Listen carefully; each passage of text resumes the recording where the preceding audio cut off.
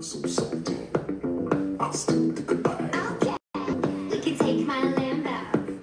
I'll put on a tight show. You sure you can handle? We be faster than Django. I'm gonna take you on a ride. We're gonna move the night. When so salty, I'll still think about it. We can take my Lambo. I'll put on a tight show. You sure you can handle? We be faster than Django. Kiss homes. 여러분 안녕하세요. 발칙한 뉴스 페이스북 라이브 정혜리 아나운서입니다. 추석 연휴 내내 문재인 대통령의 방미 일정이 숨가쁘게 진행이 됐습니다. 한미 정상회담은 물론이고 미국 언론들과의 의미 깊은 인터뷰 그리고 유엔 연설까지 곳곳에서 뚜렷한 존재감을 보여줬던 평가인데요. 그럼에도 불구하고 국내에서는 깎아내리지 못해서 안달인 사람들이 참 많죠. 음악 듣고 음악과 함께 발칙한 뉴스 오늘 이 이야기로 준비해보겠습니다. You sure you can handle? Okay, we can take my Lambo. I'll put on a tight show. You sure you can handle? We be faster than Django.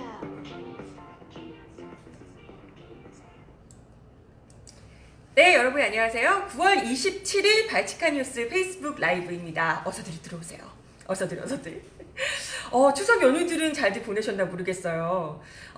발칙한 뉴스 페이스북 라이브를 진행하고는 첫 명절이었기 때문에 왠지 굉장히 길게 쉰 것 같은 느낌인데 저 안 보고 싶으셨나? 네. 월, 화, 수 훌쩍 지나서 지금 목요일 벌써 페이스북 라이브를 목요일 날 진행하게 됐습니다. 추석 연휴는 잘들 지내신 거죠? 추석 연휴내는 누구보다도 바쁜 시간을 보내셨을 분이 계십니다. 뉴스로 다들 보셨겠지만 바로 문재인 대통령. 정말 그 모처럼 맞는 한반도의 평화 속에 문재인 대통령이 방미를 하셔서 유엔 연설을 유엔 총회를 참석하기 위해서 가셨지만 겸사겸사 이제 미국 대통령 그리고 일본 총리 등등 해서 각국 정상들도 만나고 또 여러 언론들 주요 외신들과 인터뷰도 하면서 정말 숨가쁜 일정을 보내신 듯 합니다. 나오는 뉴스들을 챙겨보기에도 굉장히 바쁘더라고요. 그죠? 오늘 그 보도에 따르면 오늘 아마 귀국하시는 걸로, 그래서 하루 정도 쉰다고 이렇게 일정이 하루 쉬셔서 될라나? 그렇게 바쁘죠. 일정이 너무 정말 빠듯해서요. 좀 푹 쉬셔야 될 것 같은데. 아무튼 그 하루 쉬는 걸로 참 이게 되려나 모르겠지만 아무튼 너무나도 그 바쁜 일정 속에 그야말로 한반도 평화를 위해서 그야말로 큰 역할을 또 방미 동안에도 또 해주고 오셨습니다. 이번에 도널드 트럼프 미 대통령이나 미국 외교가 뿐만 아니라 국제사회에 문재인 대통령이 한반도 평화를 위해서 이제는 국제사회가 함께 나서야 할 때다. 이렇게 좀 책임을 강조하기도 했고요. 그걸 위해서 김정은 위원장의 이 사람이 나쁜 사람 아니다. 이런 거 있잖아요.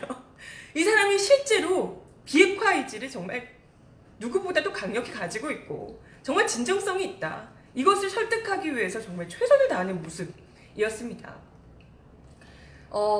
김정은 위원장이 평양 정상회담 때 문재인 대통령과 같이 했었던 평양 정상회담 때 외부에는 알려지지 않았지만 둘이서만 했던 이야기 중에 했던 아주 또 의미 있는 발언을 문재인 대통령이 외교 전문가들, 미국 외교 전문가들을 상대로 한 연설 이후에 질의응답 시간에 김정은 위원장이 이런 발언을 공개를 하기도 했는데요. 이런 발언이었습니다.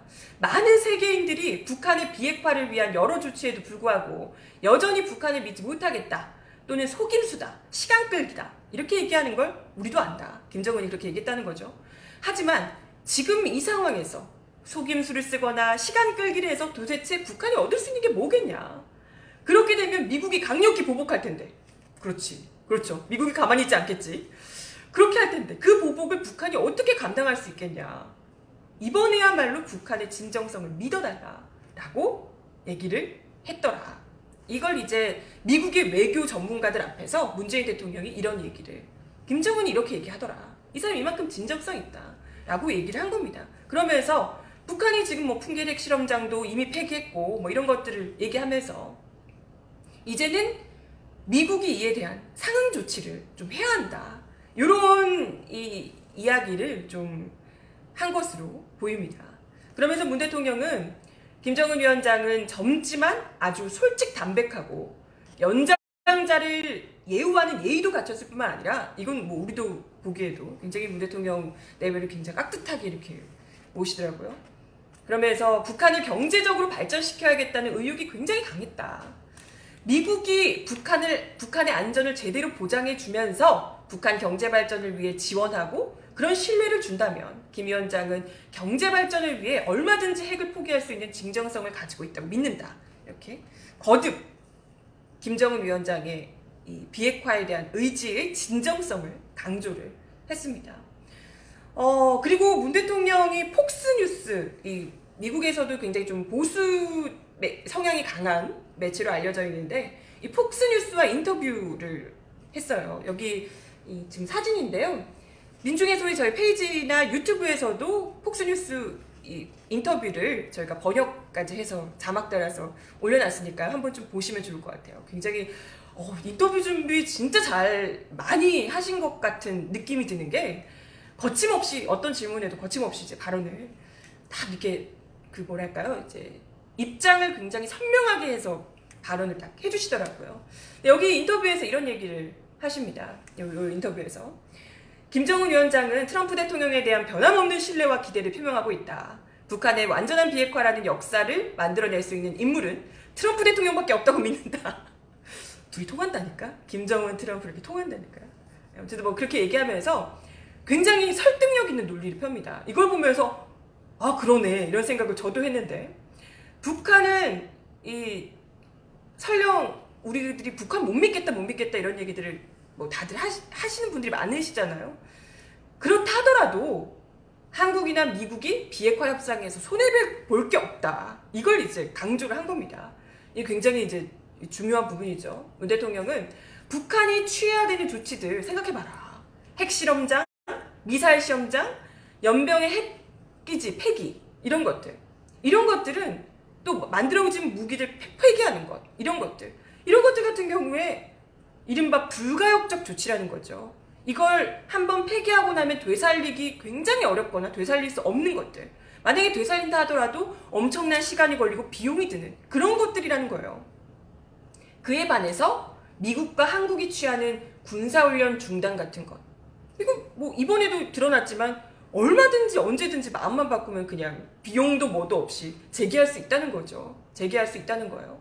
경제 제재 같은 것들도 지금 얘네들이 지금 이렇게 하는 거 보니까 지금 풀어줘도 되겠네 라고 생각을 해서 풀어줬다가 만약에 북한이 얘네들 안 되겠는데? 진짜 이번에 거짓말 또 했구나 하게 되면 얼마든지 돌릴 수 있는 부분이라는 거죠. 그거에 뭐 지금 북한이 하고 있는 핵 폐기 뭐 이런 것들처럼 뭔가 좀 불가역적인 조치나 이런 것들이 아니라는 거예요. 그렇기 때문에 얼마든지 만약에 북한이 정말 설령 제재를 완화했다가 북한이 약속을 어긴다고 하게 되면 진짜로 우려하는 대로 그러면 다시 제재 강화하면 그만 아니냐라는 게 문재인 대통령의 이야기예요. 그러니까 얼마든지 진짜 이 제재를 완화하면 당장이라도 북한이 핵을 쏠 것처럼 그렇겠지만 사실 제재를 완화했다가 북한이 뭔가 좀 기미가 이상하면 다시 뭔가 이렇게 하기 전에 또 제재를 하면 되는 문제 아니에요. 그죠? 뭐 이런 얘기까지 문재인 대통령이 지금 미국 언론 앞에서 이야기를 하신 건 북한이 비핵화를 위한 여러 조치에 지금 나선 만큼 미국이나 또 국제사회에서도 이에 상응하는 조치를 이제는 좀 해줄 때가 됐다. 이런 걸 좀 강조하려고 하신 듯합니다. 그리고 또 현재 시간으로 26일 미국에서 또 이 유엔 총회 73차 유엔 총회라고 하네요. 여기에 또 기조연설에 나서서 유엔을 향해서 또 중요한 이야기를 하셨습니다. 이제 국제사회가 북한의 새로운 선택과 노력에 화답할 차례다. 김정은 위원장의 비핵화 결단이 올바른 판단임을 확인해줘야 한다. 그러면서 북한이 항구적이고 공고한 평화의 길을 갈 수 있도록 이끌어줘야 한다. 라고 국제사회의 이런 책임을 강조하기도 했습니다. 유엔의 역할이 중요하다라고 이야기를 한 거죠. 그러니까 어찌됐건 이들이 얘기하길 이때 동안 계속해서 북한이 골칫덩이였잖아요. 그랬던 북한이 어찌됐건 뭐 100% 진심인지 아직까지 모르겠다 하더라도 그래도 뭔가 좀 바꿔보려고 이렇게 얘기를 하고 있다는 거잖아요. 이것도 해보고 저것도 해보고 실제로 어디 뭐 완전히 다는 아닐지언정 이것저것 하나씩 핵 폐기를 위한 수순을 지금 밟고 있단 말이에요. 그렇다면 국제사회에서도 얘가 더 잘할 수 있도록 이끌어주는 역할을 이제는 해줘야 될 때다라고 문재인 대통령이 얘기를 하신 거죠. 뭐 덕분에 순조로운 방향으로 가고 있는 듯합니다. 참 문재인 대통령이 이런 노력에 국제사회에서도 어찌됐건 좀 움직이지 않고 계속해서 좀 간만 보고 있던 북미 관계도 조금씩 풀리고 있는 듯한데요. 조금 전에 들어온 뉴스입니다. 마이크 폼페이오 미 국무장관이 보이시나요? 리용호 북한 외무상과 뉴욕에서 회동을 가졌는데요. 여기서 폼페이오 장관이 김정은 위원장의 초청을 받아서 10월에 평양을 방문한다고 밝혔습니다. 10월이면 바로잖아요. 오늘 27일인데 그죠? 곧 평양을 방문한다고. 미 국무부 대변인은 최종적이고 완전히 검증 가능한 북한의 비핵화 등 6월 싱가포르 북미 정상회담의 합의에 관한 추가적인 진전, 또 2차 북미 정상회담 준비가 방북의 목적이다라고 얘기를 했다고 합니다. 그리고 폼페이오 장관도 트위터를 통해서 이분들이 이렇게 트위터로 뭘 잘해? 트위터를 통해서 리용호 외무상과 다가올 2차 정상회담과 북한의 비핵화를 위한 후속 조치에 대해 논의한 대단히 긍정적인 만남이었다라고 이야기를 했다고 합니다. 그리고 트럼프 대통령도 아베 총리와 만나서 이거 보이세요? 아베 총리와 만나서 죄송합니다. 아베 총리와 만나서 이렇게 편지를 꺼내들었어요. 아베 총리와 만난 자리에서 편지를 왜 꺼내들었는지 모르겠지만 왜 하필 이 아베 총리와 만난 자리에서 기자들 앞에서 이 양복 안주머니에서 편지를 이렇게 딱 꺼내들면서 김정은 위원장의 친서라고 이분 뭐 자랑하는 걸 이렇게 좋아하시잖아요. 딱 꺼내보면서 아주 특별한 편지를 받았다. 곧 2차 북미 정상회담을 할 것이다. 이렇게 이야기를 했다고 합니다. 야 진짜 여러분 기억하시죠? 우리 바로 한 몇 주 전만 해도 북미 정상회담 안 한다고 폼페이오 북한 방북한다고 했다가 또 취소하고 막 기억하시죠? 그래서 급히 3차 정상회담 긴급하게 잡고 막 이랬던 거 기억하실 겁니다. 이러다가 판문점 선언 뭐 이랬던 그것들이 다 날아가는 것 아닌가 다들 걱정하셨는데 이렇게 또 참 어떻게 가려고 안 하려고 하는 걸 등 떠밀어서 한 발 한 발 지금 억지로 평화의 그 문으로 문재인 대통령이 억지로 한 발 한 발 끌고 가는 것 같은 그런 느낌이에요. 진짜 어떡할 뻔했어 진짜. 아무튼 뭐 다시 한 번 더 끊어졌던 북미 관계를 이어놓고 또 국제사회에도 한반도 평화를 위한 어떠한 이제 행동에 나서 달라라는 것을 좀 동참해 줄 것을 요청한 이런 문재인 대통령의 방미 성과라고 볼 수가 있고요. 이와 관련해서 이분 아시나요 혹시 누군지? 구테우스 유엔 사무총장인데요. 구테우스 유엔 사무총장도 문 대통령의 노력을 높이 평가했다고 하네요. 구테우스 사무총장이 문 대통령의 굳은 결의로 남북관계의 큰 진전은 물론 북미에 있어서도 의미 있는 성과를 냈다. 문 대통령의 성공은 한반도뿐 아니라 전 세계에 무척 중요한 사안이다 라고 얘기를 했다고 합니다. 그러면서 유엔 사무총장으로서 가능한 한 모든 지원을 제공할 준비가 되어 있음을 재확인했다고 하고 유엔이 도와주겠다. 뭐 물론 유엔이 또 미국의 동의가 없으면 유엔이 뭐 마음대로 못하긴 하지만 유엔이 곧 미국이긴 합니다만 어쨌건 유엔 사무총장이 이렇게 이야기를 하면서 한국 정부와 앞으로 긴밀하게 협력해 나가고자 한다라고 이야기를 했다고 합니다. 이렇게 또 세계사가 또 다시 정방향으로 흘러가고 있습니다. 올해 안에 진짜 종전할 수 있을까요?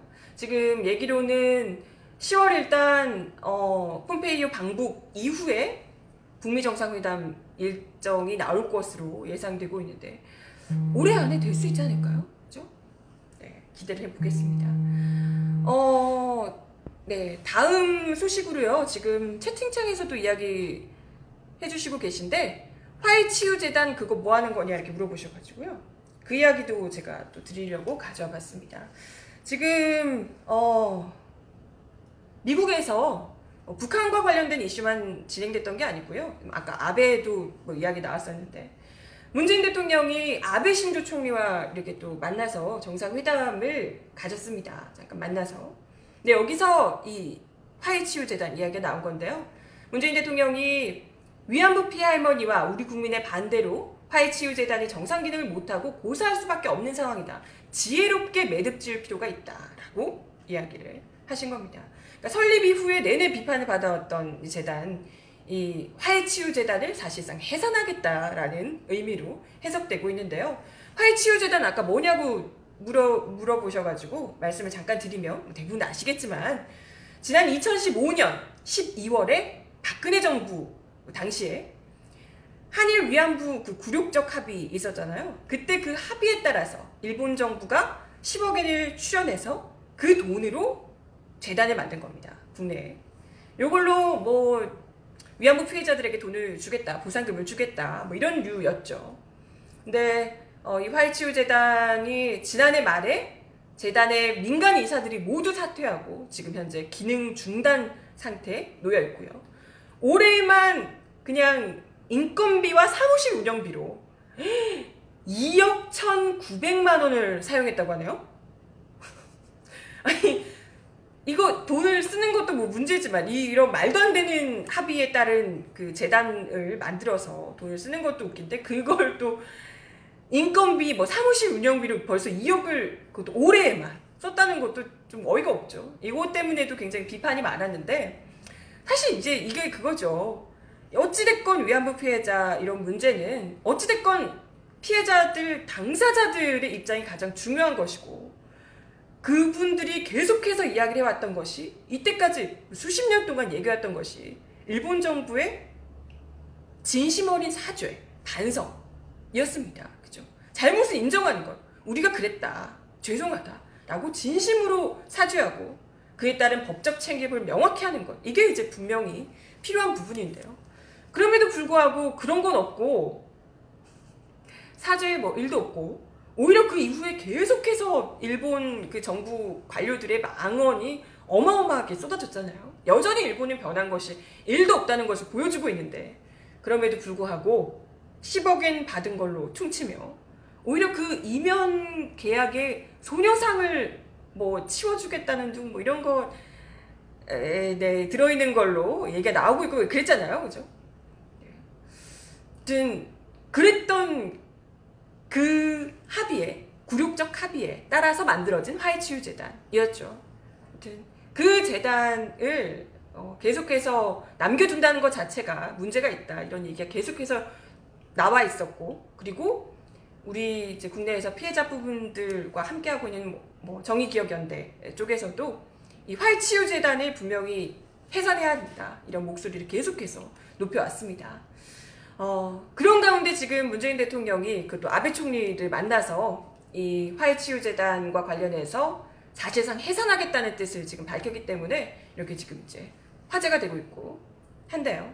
지금 뭐 정의기억연대에서도 문 대통령의 이 같은 발언에 즉각 환영 입장을 내고 즉각 이제 화해치유재단을 이 발언에 그치는 것이 아니라 이제 즉각 해산을 시키고 일본군 성노예 피해자들의 명예와 인권 회복을 위한 모든 노력을 다해야 한다라고 이제 촉구를 하고 있는 상황입니다. 이제는 조금 피해자들의 마음을 좀 어루만질 수 있는 그런 방향으로 역사를 바로 좀 세워가야 된다 이런 얘기를 좀 기대를 이제 하게 되는 거죠. 문재인 대통령이 직접 아베 총리와 만나서 이렇게 얘기했기 때문에. 그런데 지금 이런 상황에서 자유한국당 등 보수 언론 등이 참 뭐 떨떠름한 걸 넘어서 대놓고 그야말로 뭐랄까요 목리를 부리고 있어서 논란이 일고 있습니다. 이분 아시죠? 자유한국당 윤영석 수석 대변인인데요. 이런 발언, 화해치유재단을 사실상 해산해야 한다라는 발언하는 문재인 대통령에 대해서 한일 관계를 고려해서 신중하게 처리해야 한다라며 일본과의 외교 관계를 미래지향적으로 발전시켜야 된다. 그러니까 과거에 얽매이면 안 된다 이런 류의 얘기인 것 같아요. 자유한국당뿐만이 아니고요. 자유한국당이 항상 이 보수 매체들과 같이 움직이잖아요. 동아일보 오늘자 사설입니다. 보이시나요? 과거에 발목 잡힌 한일 관계, 이젠 미래로 갈 때. 이게 제목이에요. 아, 과거 일본의 전쟁 범죄를 지적하는 게 과거에 발목 잡힌 거다라고 동아일보의 이 역사적 인식을 뚜렷하게 보여주는 그런 사설이라고 볼 수가 있습니다. 이 사설의 내용이 이래요. 이 문제로, 이번 화해치유재단 관련한 문제로 한일 관계가 악화되면 북핵 미사일 대처에서 한미일 공조를 흐트러지게 만들 우려도 있다. 이러고 있다, 이러고 있어. 아닌데? 우리 일본이랑 안 할 건데? 일본이랑 안 할 건데? 우리 지금 완전 남북관계 잘하고 있고, 지금 북핵, 지금 이제 비핵화하고 있다는 거잖아요? 비핵화 지금 수순으로 가고 있는데, 일본이랑 우리가 왜 무슨 미사일 공조를 왜 해야 될까? 기분이 아주? 아니, 북핵 미사일 대처를 해야 되니까, 일본이 저지른 전쟁 범죄를 눈 감아줘야 된다. 이런 얘기인가요? 북한이 적이기 때문에 여전히 이 국면에서도 우리의 적인 북한을 대응하기 위해서, 북한에 대응하기 위해서 일본의 전쟁 범죄 따윈 눈 감아주자, 이런 주장을, 이런 구시대적 주장을 아직도 하고 계십니다. 과거에 발목 잡혀서 이러면 안 된다고. 동아일보나 좀 과거에 발목을, 아니 일본의 발목 잡, 아니 일본이 아니라 뭐지? 이분들 대체 친일적인 이 역사 인식을 여전히 가지고 계신 건가요? 네. 그러니까요. 참. 오히려 이런 게 아니라 지금 화해치유재단 해산은 당연한 거고요. 이걸 넘어서서 보다 더 강력한 조치에 이제는 돌입해야 될 때가 아니냐. 이런 이야기가 나오고 있습니다. 지금 원칙적인 사과 배상 요구는 기본이고요. 일본이 지금 어떻게 하고 있습니까? 이렇게 자유한국당과 동아일보가 너무너무 좋아하시는 일본이 지금 위안부 피해 역사 유네스코 기록유산 등재 계속 추진하고 있었는데 일본 정부가 방해하면서 못했죠. 이것도 이제 다시금 할 수 있도록 해야 하고요. 이러한 외교적 노력 외에도 국내에서 지금 자유한국당 이런 이야기 하실 때 아니지 않나요? 지금 이 말도 안 되는 합의하신 거 누구더라? 이런 말도 안 되는 합의 해놓고 이런 얘기를 참 잘도 하신다, 그죠? 네, 이런 정말 피해자들의 두 번 죽이는 합의했던 그 당사자들, 그야말로 나라 팔아먹는 그런 합의를 했던 그 당사자들, 이런 관료들에게 엄중한 책임을 물어서 다시는 이런 굴욕적인 외교 참사, 외교 수치가 일어나지 않도록 엄중하게 그 죄를 따져 물어야 할 겁니다. 이런 상황에서도 참 아직도 계속해서 일본이랑 함께 가야 되는데 이런 얘기를 하고 계시니 우리가 답답할까 안 답답할까? 정말 이 시대 상황도 모르고 그렇습니다. 마지막 소식 하나 더 말씀을 드릴게요. 마지막 소식은 한겨레 신문 오늘자 단독 보도인데요. 용산 참사 기억하시죠? 그 끔찍했던 용산 참사 당시에 경찰이 수사권을 활용해서 지지 세력 결집 그리고 이미지 쇄신을 꾀하는 노력을 세운 것으로 확인됐다는 소식입니다. 이재정 의원이 경찰청에서 제출받은 용산 참사 관련된 경찰 대응 문건입니다. 보이시나요? 네. 집회 시위 관련 수배자 검거 강화 방안이란 문건인데요. 이 문건이 용산 참사 직후에 경찰청 수사국이 당시에 경찰청장 내정자였던 분, 이름만 들으면 다 아시는 김석기 서울지방청장에게 보고하려고 만든 문건이라고 합니다. 요게 그죠, 김석기 지금 현재는 자유한국당 의원에게 보고하려고 만든 그런 문건이었다는 거죠. 여기 내용에 따르면요, 국보법, 직시법, 국보법, 집시법 등 수배자 검거 활동을 대폭 강화하고 경찰 지지 세력 결집을 도모해야 한다. 뭐 이런 내용이 담겨 있고요. 앞서 경찰이 용산 참사의 비판적인 여론을 돌리기 위해서 강호순 사건 등을 활용하라는 청와대 지침을 받은 사실이 드러난 바 있었는데요. 이 문건에는 좌파 세력 검거 활동을 대폭 강화할 경우에 자기들도 압니다. 이렇게 되면 진보단체나 일부 언론에서 신공안 정국이다라는 비판을 받을 수 있다라고 나와 있어요. 하지만 그렇게 비판을 받더라도 비판 세력은 어차피 경찰이 비판한다는 거예요. 걔들은 어차피 욕할 거니까 신경 쓰지 마라. 이런 게 이 문건에 나와 있습니다. 어차피 얘네들은 경찰이 비판할 것이므로 그냥 법질서 확립을 바라는 전통적 경찰 지지 세력의 확고한 결집과 지원을 도모해서 현 상황을 타개하는 것이 보다 더 유리하다. 비판 세력 따윈 신경 쓰지 말고 공안 정국이다 이런 얘기 하더라도 보다 더 많은 사람을 검거해서 그리고 자신들의 이 지지층을 보다 더 결집해서 이 상황을 타개하는 것이 보다 더 유리하다. 이런 이제 얘기를 하고 있습니다. 그러니까 집회 시위 사범 검거를 더 강화하는 방식으로 경찰 지지 세력을 더 똘똘 뭉쳐서 용산 참사 국면을 돌파해 보겠다. 이런 의지가 담겨 있는 문건이라고 볼 수가 있습니다. 뭐 이거 외에도요. 2019년 1월 23일 경찰 수사국의 긴급 메모 보고에는 경찰 비방 목적의 허위사실 유포 게시글 리스트를 작성해서 보관하고 화면을 캡처하고 누가 비방하고 어떻게 했나를 이제 리스트를 작성해서 이렇게 보관하고 이렇게 했던 내용까지 담겨져 있습니다. 참, 네. 대단하죠.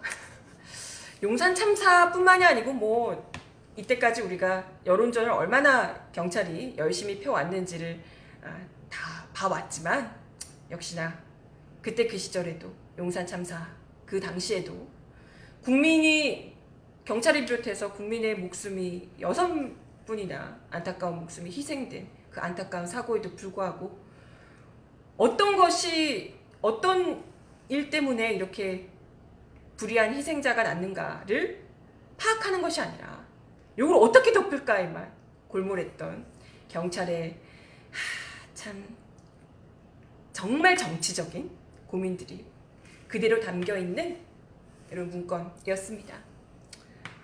이때부터 해서 이명박근혜 정부 내내 그랬죠 사실상. 아무튼 이 같은 이야기로 새 소식을 전해드려 봤고요. 그럼에도 불구하고 아직까지 그렇죠. 석기 시대 이렇게 얘기하시는데 아직까지 그 당사자인 이 문건 받아보셨던 김석기 현 자유한국당 의원 여전히 뭐 청장뿐 아니라 지금 뭐 청장이 뭐야 지금 자유한국당 의원으로 아주 승승장구해서 계시니까요.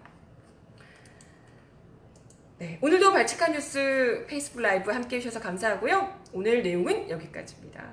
휴가 갔다 오셔서 휴가가 아니라 연휴 갔다 오셔서 다들 아직 적응을 잘 못하고 계실 것 같은데 스트레칭 좀 하고 하시면서 얼른 일상에 복귀하시길 바라겠습니다. 그래도 내일까지 일하면 쉰다는 거? 발칙한 뉴스는 내일 12시 30분에 다시 오도록 하겠습니다. 그럼 내일 만나요. 여러분 안녕.